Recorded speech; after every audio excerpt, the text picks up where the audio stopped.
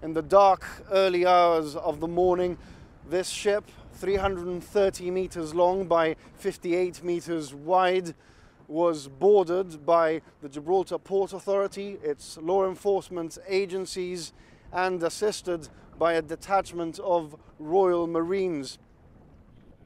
The operation took place overnight as the giant vessel sailed into Gibraltar waters.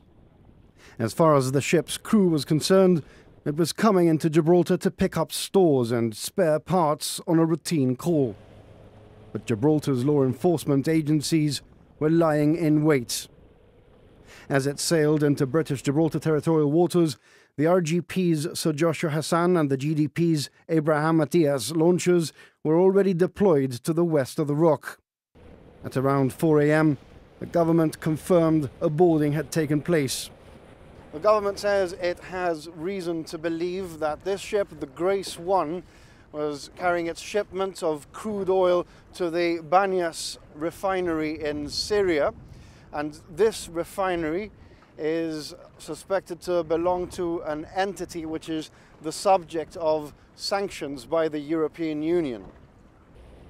The Chief Minister also gave a direction requiring the captain of the ports, assisted by the Royal Gibraltar Police and Customs, to take control of the Grace 1. In total, around 60 officers were involved in the action at sea, which had been led by the RGP.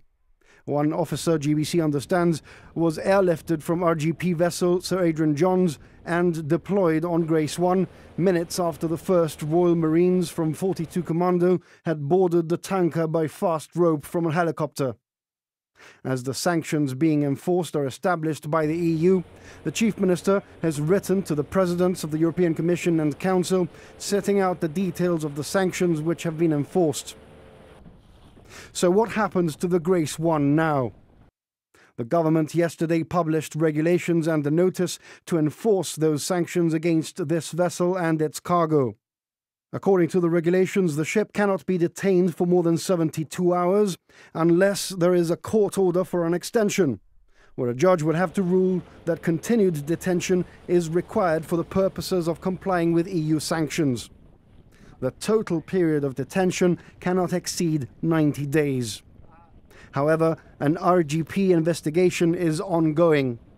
The 28-strong crew, mostly Indian nationals but some Pakistanis and Ukrainians, are being interviewed by RGP and customs officers.